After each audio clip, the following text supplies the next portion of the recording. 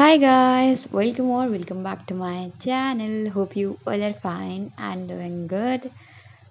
ये व्लॉग है 15 जुलाई का, जब मेरे ऑफलाइन क्लासेस का ओरिएंटेशन सेशन था 15 को, एंड उसके नेक्स्ट डे हमारी क्लासेस स्टार्ट होने वाली थी।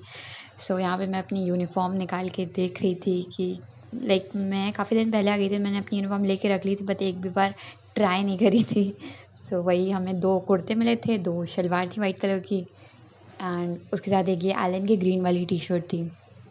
तो एलन में ऐसा होता है कि तुम्हें मंडे टू लेके सैटरडे तक ये सूट पहनना होता है, kurta and salwar, and Sunday को पहनना होता है ये ग्रीन वाली टी शर्ट। तो संडे को जब मॉक टेस्ट होता है तभी खुला होता है, नहीं तो most of the time Sunday को तो ऑफ रहता है। यही कुछ था, एंड अब व्लॉग स्टार्ट हो गया है उस दिन का जिस दिन मेरी फर्स्ट क्लासेस थी। मैं फटाफट से उठ के रेडी हो गई थी, एंड उसके बाद मेस में दूध लेकर कॉफ़ी पी फटाफट से और निकल लिए एलन के लिए।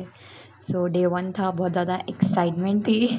मैं बहुत जल्दी निकली थी क्योंकि मैंने सुना था कि फर्स्ट सीट्स नहीं मिलती हैं, बहुत भीड़ होती है और तुम्हें फर्स्ट सीट पे बैठने के लिए थोड़ा जल्दी जाना पड़ता है, 20-30 मिनट्स प्रायर। अभी मुझे कितने दिन हो गए, मेरा बैच 15 को स्टार्ट हुआ है, अभी 23rd हो गई है। मुझे एक्सपीरियंस हो गया है, तो मैं डेली बेसिस पे हाफ एन आवर पहले अपने रूम से निकल लेती हूँ, ताकि 10 मिनट्स रास्ते में लग जाता है, तो 20 मिनट्स प्रायर मैं क्लास से पहुँच जाती हूँ एंड आराम से। फर्स्ट सीट पे बैठना मुझे नहीं सही लगता क्योंकि एकदम मुंडी ऐसे ऊँची करके देखना पड़ता है, तो थर्ड सीट सही लगती है। एंड ये थोड़ा-सा मैंने अपने फ़ोन में अपने बैग में रख दिया था। थोड़े से ग्लिम्स थे क्लास के, हमारी थर्मल की क्लास चल रही थी। एंड मुझे लगा क्या ही रिकॉर्ड होगा, लेकिन अच्छा खासा रिकॉर्ड हो गया था। यार क्लास में ब्लॉगिंग वगैरह करते अच्छा नहीं लगता है यार, लोग कर लेते हैं कैसे पता नहीं, but I don't really like it. ये थोड़ा सा ग्लिम्स बस रिकॉर्ड किया मैंने, कुछ खास नहीं रिकॉर्ड किया क्लासरूम में। हमारी क्लासेस थी 7 से 11:45 तक। 3 क्लासेस हुई थी, 2 केमिस्ट्री की और 1 फिज़िक्स की। एंड उसके बाद हमारी 11:45 पे छुट्टी हो गई थी, तो हमें घर जाते-जाते 15 मिनट्स लग जाते हैं। हमारा हॉस्टल वॉकिंग डिस्टेंस पे, पर वो वॉकिंग करते-करते ही 10 से 15 मिनट हो जाते हैं।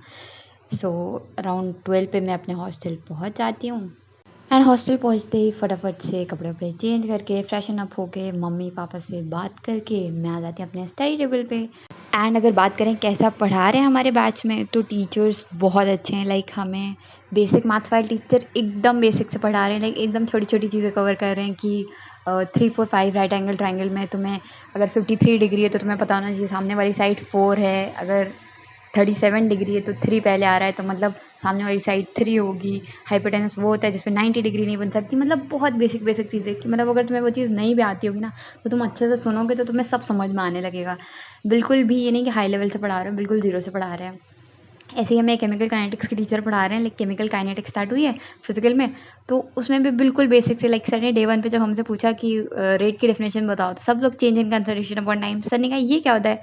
सर ने कहा तुम इमेजिन करो कि तुम्हारा सिलेक्शन हो गया है एंड तुमसे एक 9th क्लास का बच्चा पूछ रहा है कि दीदी केमिकल काइनेटिक्स क्या होता है, तो तुम कैसे बताओगे? वैसे बताओ। तो बिल्कुल एकदम ज़ीरो से एक चीज़ की, बिल्कुल भी रटने वाली चीज़ नहीं।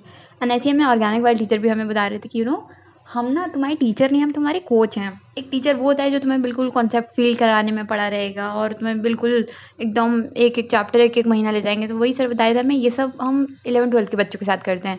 इस टाइम पे तुम्हें क्या चाहिए, तुम्हें हम बस उतना ही पढ़ाएंगे जितने से तुम्हारा सिलेक्शन हो जाए, जो चीज़ तुम्हारे लिए इंपॉर्टेंट है। हम तुम्हें ये नहीं बताएंगे कि ये क्वेश्चन ऐसे फील करो, हम तुम्हें बताएंगे ये क्वेश्चन तुम 1 मिनट वाला क्वेश्चन तुम 30 सेकेंड में कैसे लगा सकते हो।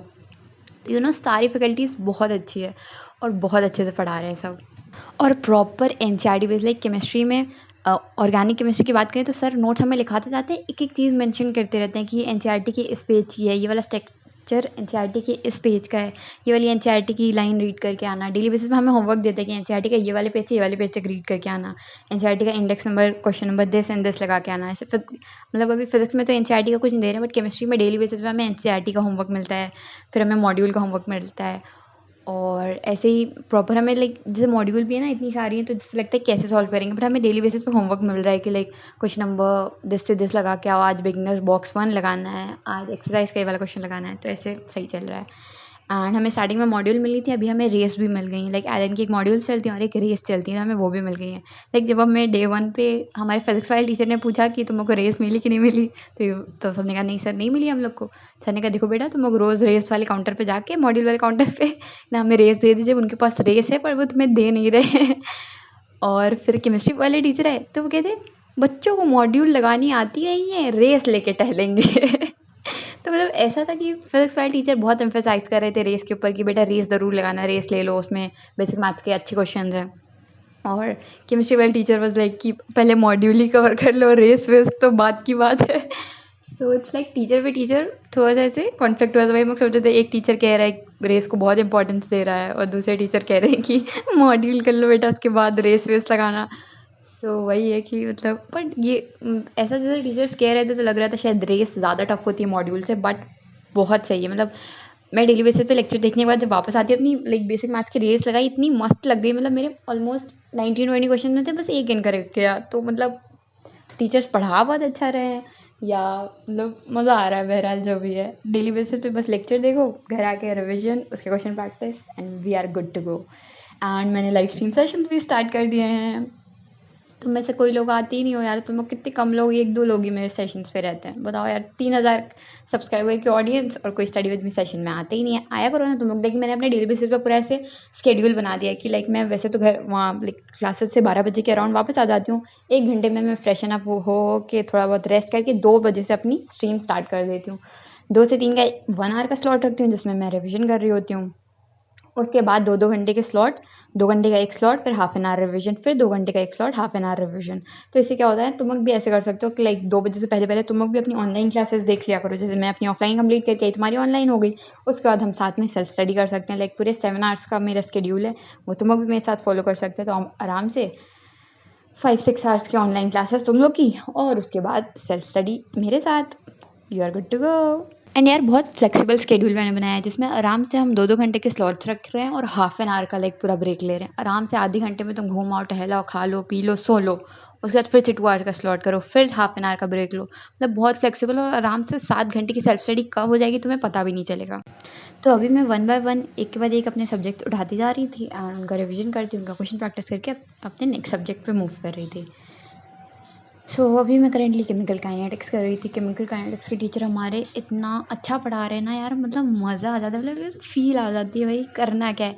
एंड क्वेश्चन प्रैक्टिस का जो तरीका होता है लाइक काट रहे हैं पीट रहे हैं वैसे बताते हैं सर कि देखो पहले तो तुम मैथ्स लगा लो। सर ऐसे बताते हैं कि देखो एक वो बच्चा होता है जो बायो जिसने ली होती है ये सोच के कि भाई मैथ से छुटकारा मिल जाएगा, फिर वो फिजिकल केमिस्ट्री देखता है तो उसका है तो यहाँ तो मैथ्स ही मैथ्स है।